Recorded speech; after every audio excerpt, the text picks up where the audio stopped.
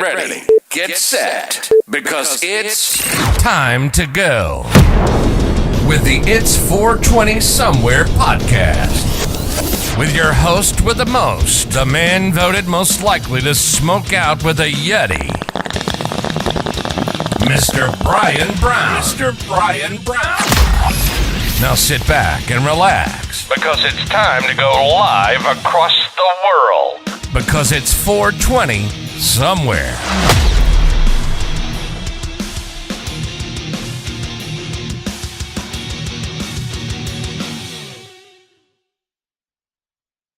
And we are ginormous. And we are live. How's everyone doing, guys? It is Movie Monday. We survived the weekend, guys. We survived the big 4-day weekend for some of us not so much. Out there grinding it out. We appreciate you if you were out there doing the thing. Who's done any Cyber Monday shopping? Oh man, been seeing a lot of good deals out there. Hey, the Asylum with Harley is in the house. Check out the new show, guys, that she's got going on here pretty soon. Be dropping all sorts of info. Hey, what's up, Aaron? How you doing? I actually was just looking. I got a thing from Carnival Cruises. Let's see what Aaron had to say here. Good afternoon, Danksters. I just woke up at 10:45. Nice. That's how you do it. I just was looking at I got a thing from Carnival Cruise about going to a cruise in, bear with me here, starting in Brisbane. A 7-day cruise to Mystery Island. I was like, it's kind of affordable.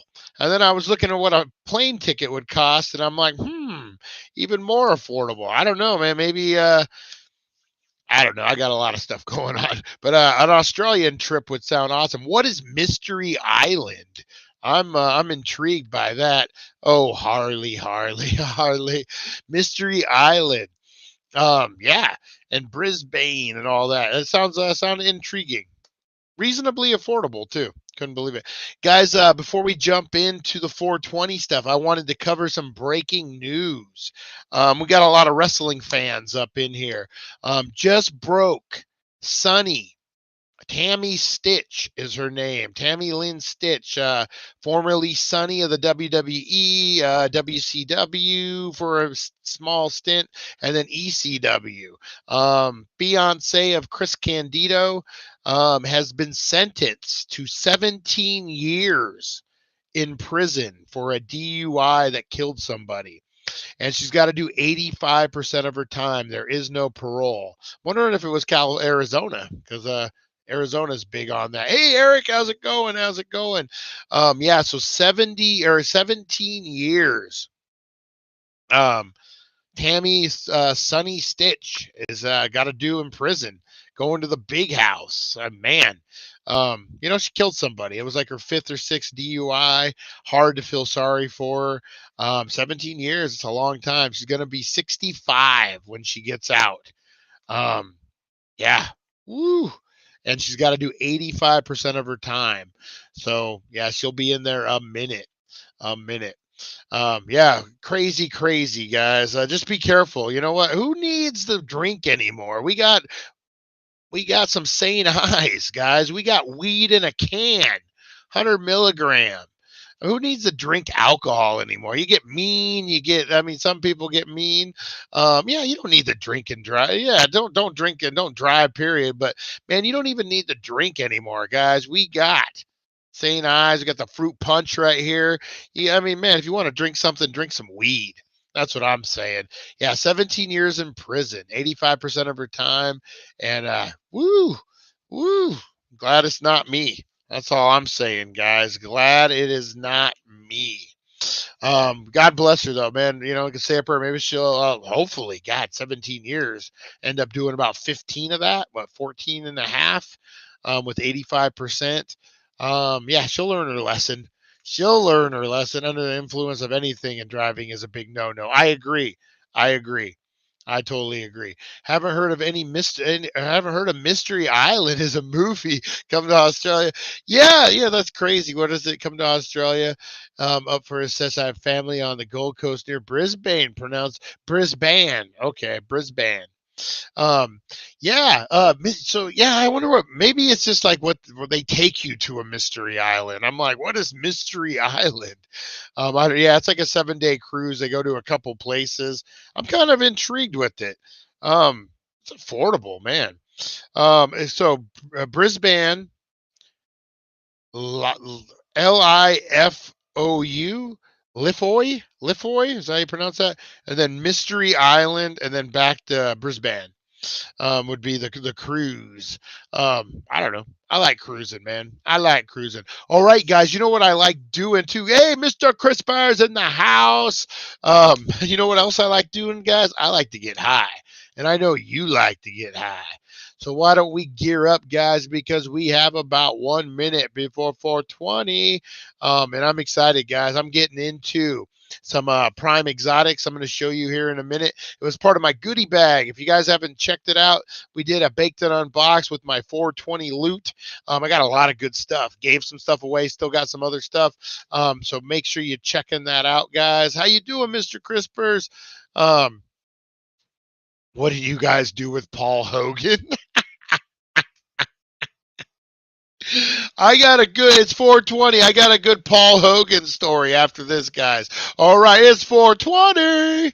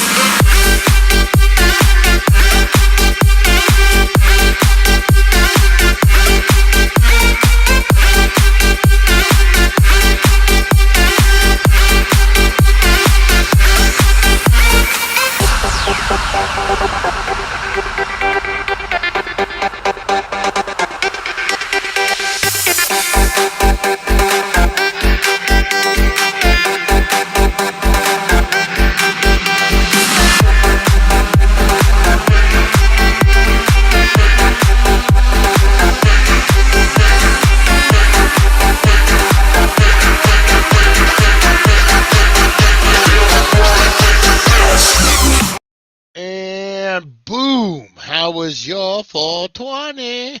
Oh, mine was good, guys. I'm getting into some of this fire.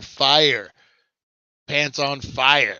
Prime Exotics. I gotta adjust that a little bit here. I don't know. Technical support. Oh, no, I don't have that. Did you maybe pick up that at the Healing Center? We're at 1400 Needles Highway, Needles, California, where everything today is on sale except discounted items. Yes. I love you, Mr. Crispers. You're the coolest, man. You're the coolest, even if your senator doesn't wear suits. Uh, no, you're awesome, Mr. Crispers. I really appreciate you. More than you know, sir. More than you know.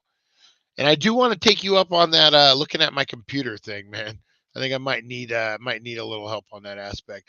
All right, Prime Exotics, guys. Check this out. Even looks delicious. I got me a big old nug here, a bunch of nugs in there. So this is a little light because I've already smoked some.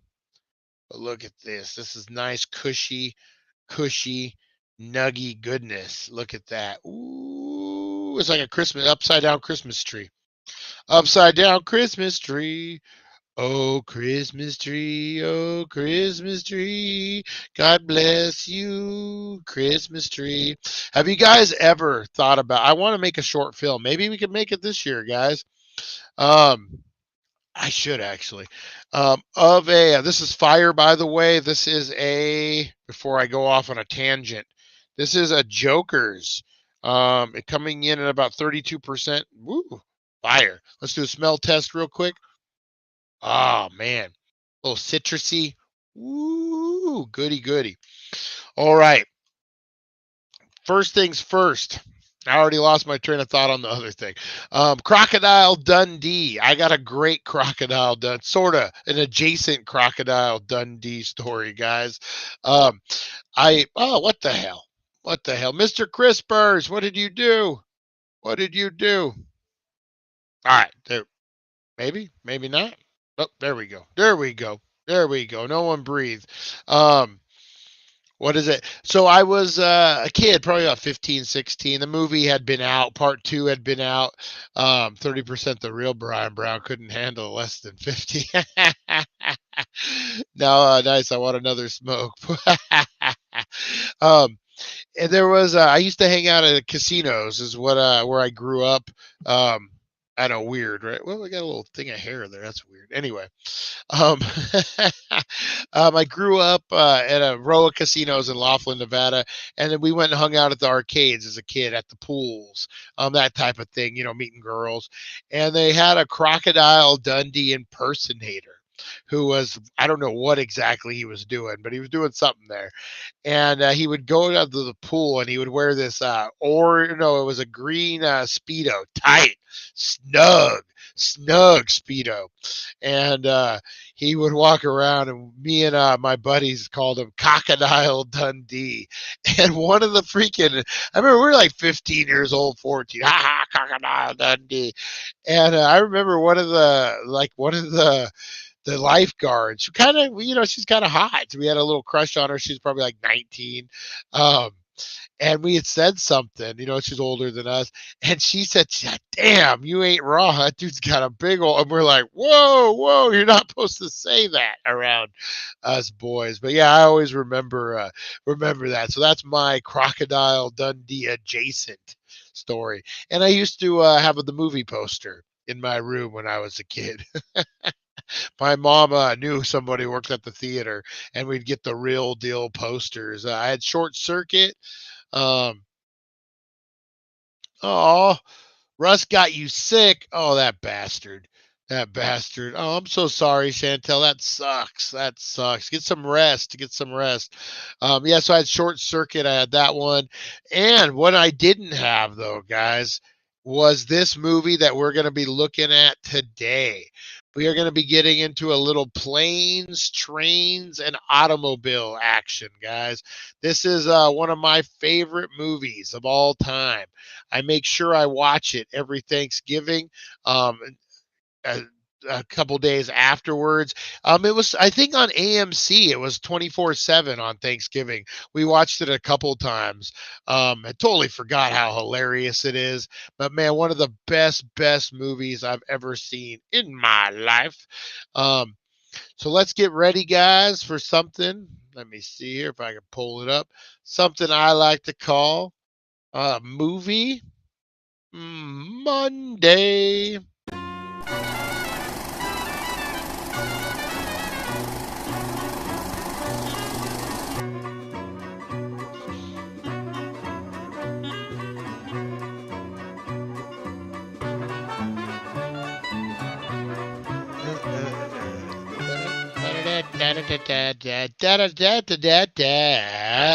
That's right, guys. Planes, Trains, and Automobiles. One of my favorite all-time movies.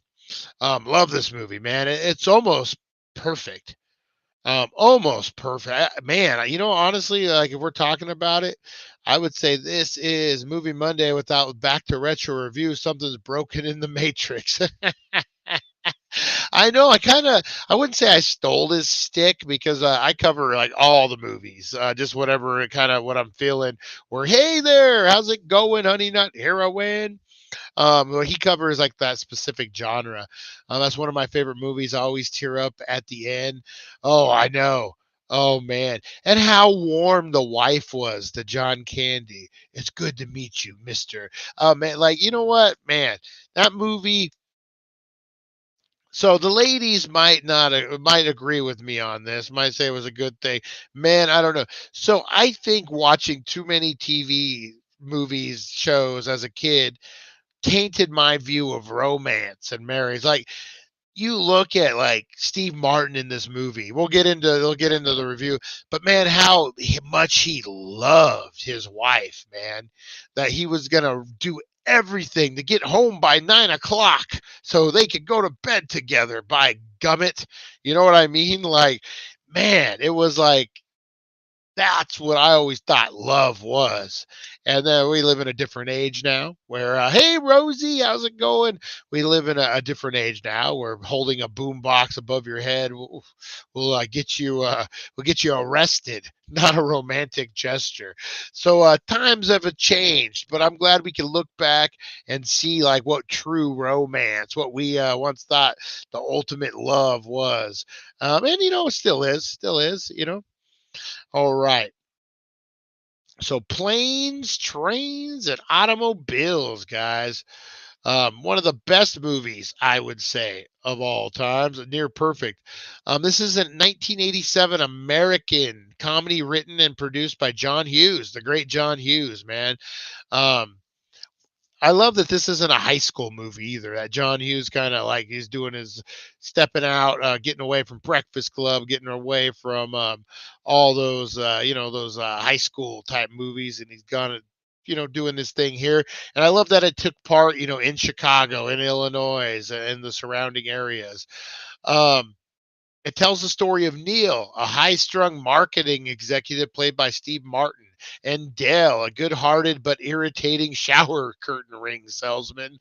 Um, that is John Candy, who become travel companions when their flight is diverted and embark on a 3-day odyssey of misadventures trying to get to Chicago in time for Neil's Thanksgiving Day dinner with his family. This film has received critically acclaimed and many praising it for Hughes branching out of the teen comedies, just like we talked about, and for Candy and Martin's performances. It has become a Thanksgiving Day tradition for many. Yeah, much like A Christmas Story is that movie that you watch year in and year out. We got a off the beaten path from the Christmas Story house that's going to be dropping this month and the next week or two, guys. And then the Rock and Roll Hall of Fame, and then there was a battleship, whole big mess of things, guys. But the Christmas Story house really was a bucket list item for me. And so I was able to do that, and I can't wait to share it with you guys. But for many, like what A Christmas Story is for me, this movie is for a lot of people for Thanksgiving. Planes, trains, and automobiles. And you know what? Let's talk about Steve Martin's performance for a minute. I am not a Steve Martin fan. Oh my God. I remember last time I said that we had, I forget what her name was. We had someone who is not part of the community anymore. Shame. Shame. I hope they come back one day. Um, Grilled me about, oh my God, you don't like Steve Martin? I'm just not a fan. But in this movie, he killed it, man. He delivered. We'll get into the scenes, but man, when he's returning or going to the rental car office at the airport, he kills that scene.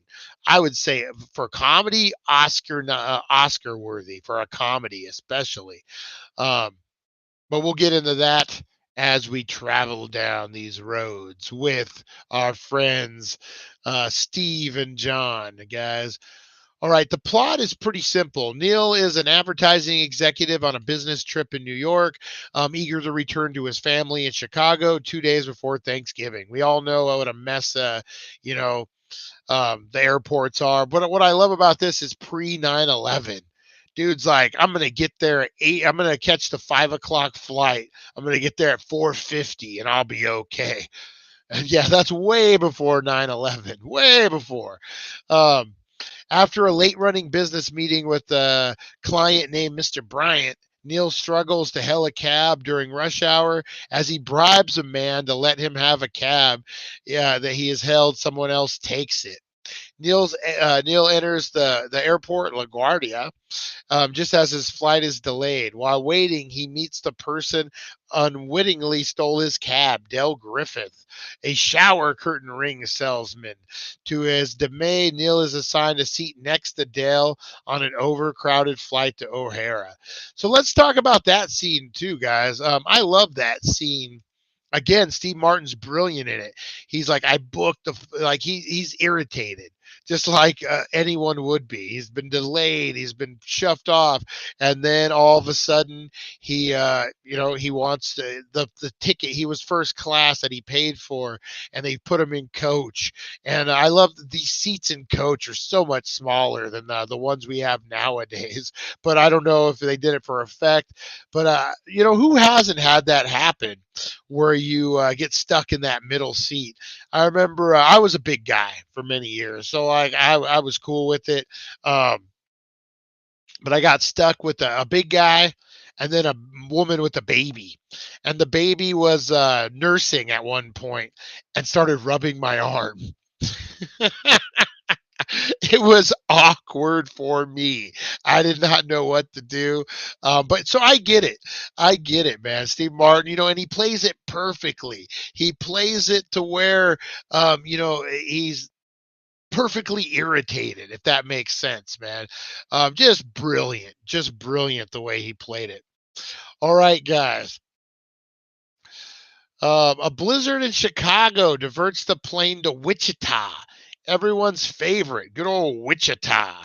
And I really like this scene as well. They get picked up by the ultimate cabbie.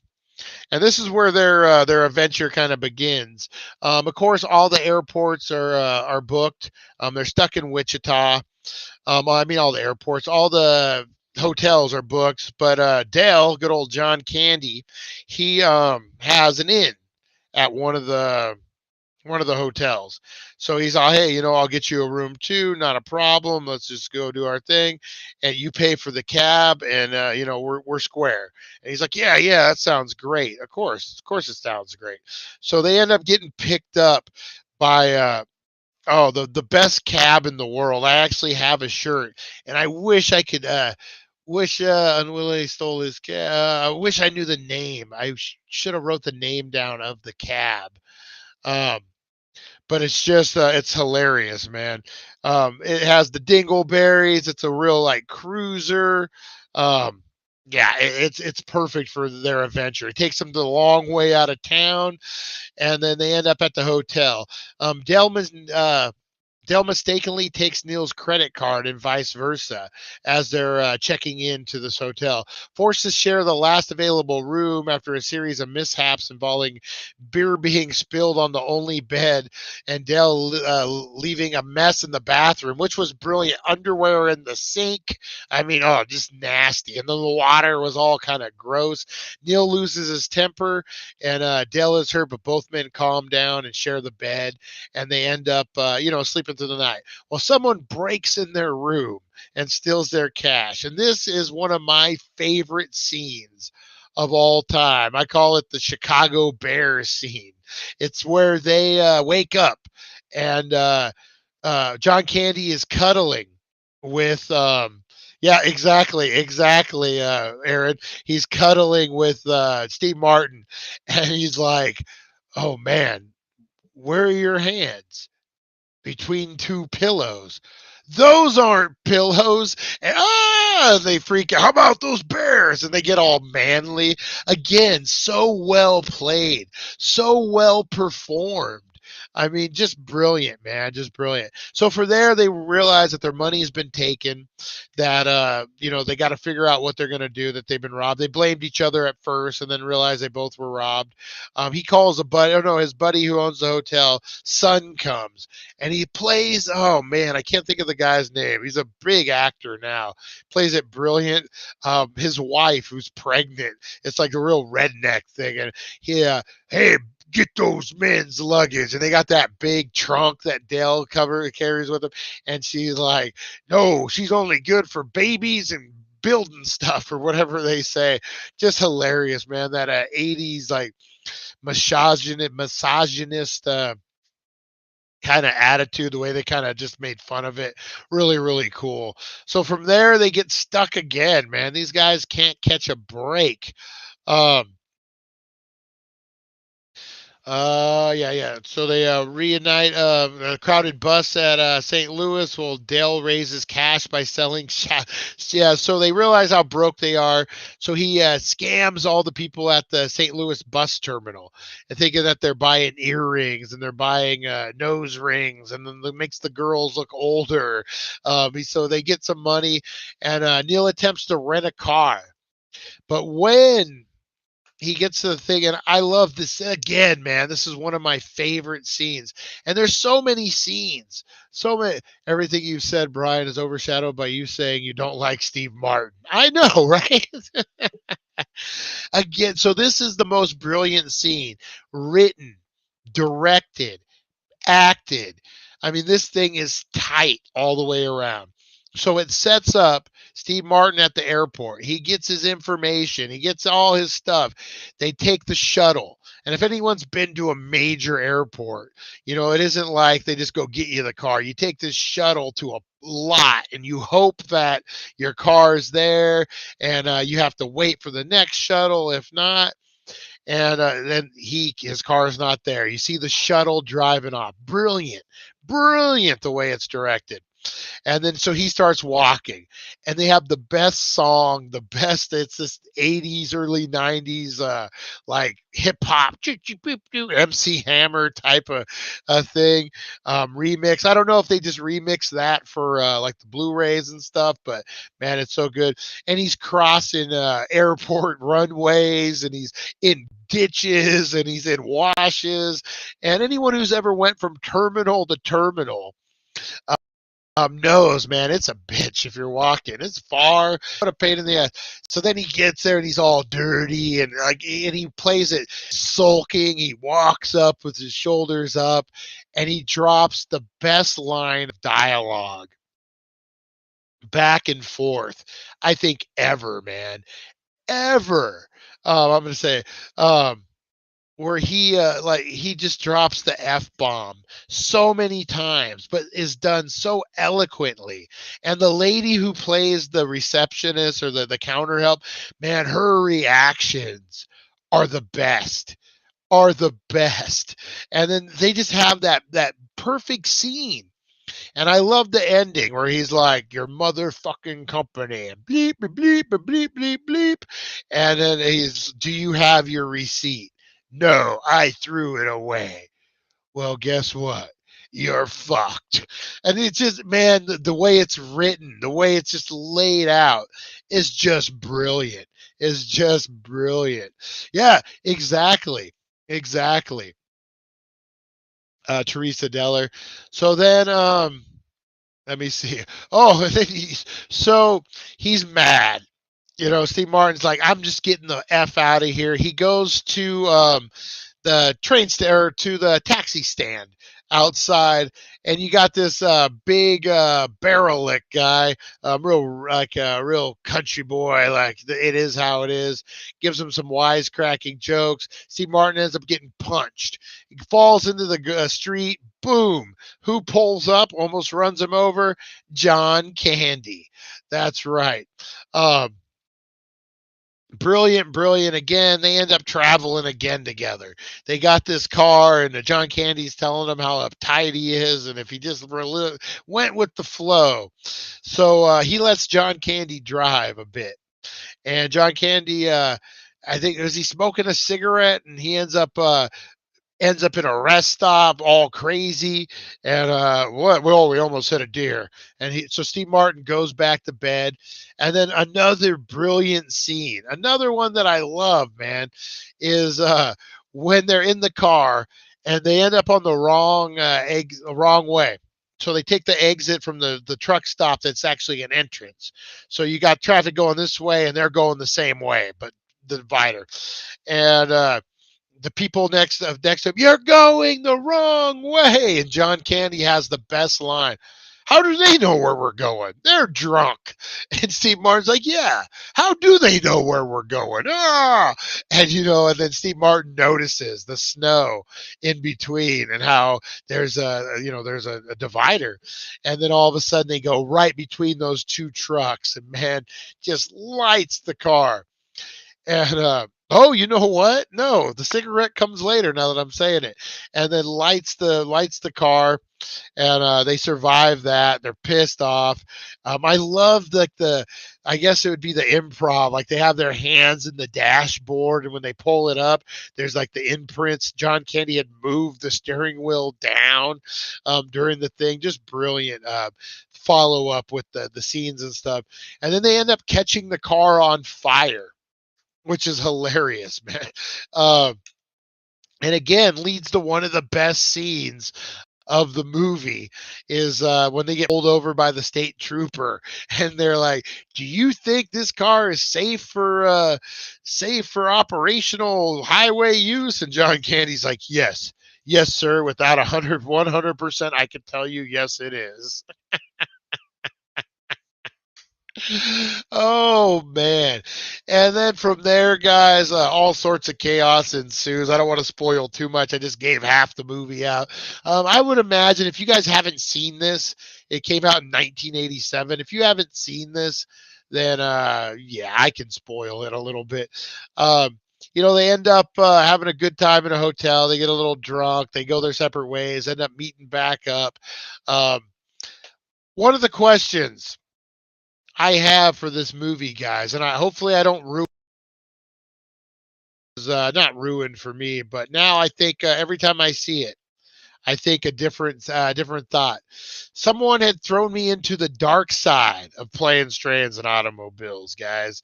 So next time you watch this movie, next time you see Dale carrying the trunk, think Marie is in the trunk. Mind blown. Marie is what's in the trunk? Marie is in the trunk. Yep. A little Norman Bates action for you there, guys. A little Norman Bates. All right. Just to ruin it. Just to ruin it. No, for me, guys, this gets 2 blunts up all the way. I had a blunt somewhere. 2 blunts up all the way, guys. This is a perfect classic. I think it's the perfect movie, man. It has, it makes you cry. It makes you laugh. It makes you smile. It makes you mad. It makes you happy. It covers all the emotions. This movie was made in 1987, and we're still talking about it. We're still making reference. I thought of Marie in the trunk. You know what? We're still talking about it, man, and that's what makes this movie a perfect classic, guys. So I'm going to say it's perfect. So good. So good. All right, guys, I'm going to get ready to get out of here. We'll be back at 7. I'm liking this new setup, man. I feel like I got a lot more room. I'm going to push this back a little bit more. But yeah, I'm liking this new setup, man. I've been playing a lot of Street Fighter and Big Buck. I'm trying to get those high scores all over the place, guys. But yeah, I think this is pretty good. What do you guys think so far? See some different little changes here and there, but I'm liking it. I'm liking it. All right, guys, I'm going to get out of here. Appreciate each and every one of you. No, Dell wouldn't do that. It's funny, though. You brought me back to where I was.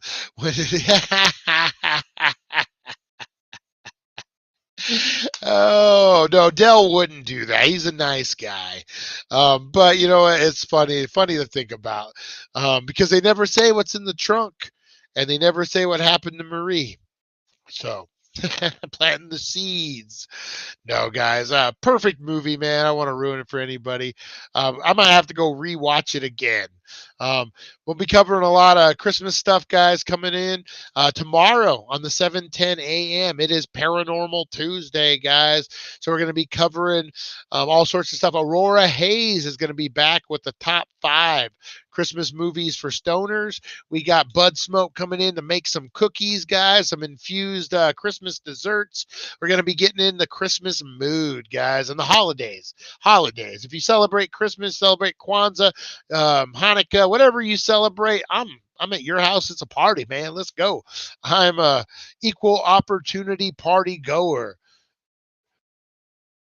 Party horns my lawyer. I try to think of a rhyme there, guys. All right, guys. Appreciate you so much. I'm gonna get out of here. Stop talking your ear off. That's right. Tomorrow's Taco Tuesday. Yeah. Tacos sound good, baby. Today's Taco Monday. All right, guys, I'm going to get out of here. Appreciate you so much. Appreciate everyone in here. Blow up those comments, guys. Tomorrow, we'll be discussing giveaways for the month of December, guys. I re-upped, restocked. I'm getting organized, and I'm also going to get everyone's stuff out to them, hopefully before surgery this week. I'm working on it, guys. I'm working on it. Appreciate you hanging in there with me, hanging out with me, enjoying some 420. I'm going to get into some 510, or what is it? It's 448 now. I'm going to get in some 450 here in a minute, guys. Love you guys. Happy holidays. Happy everything, guys. Great day. Great movie. Man, this was a good episode. There's the seed with the smiles. Maybe I like Steve Martin more than I thought. I don't know. Maybe you're changing my mind, Mr. Crispers. Maybe you're changing my mind. All right, guys. There's no vacancy at the Bates Motel tonight, so you're in luck. When there's vacancy, there's a problem. All right, guys. Be good. Inhale that positivity. Exhale that negativity. And I will see you at 7:10 a.m. We'll see you guys. Thank you for joining us on the It's 420 Somewhere podcast.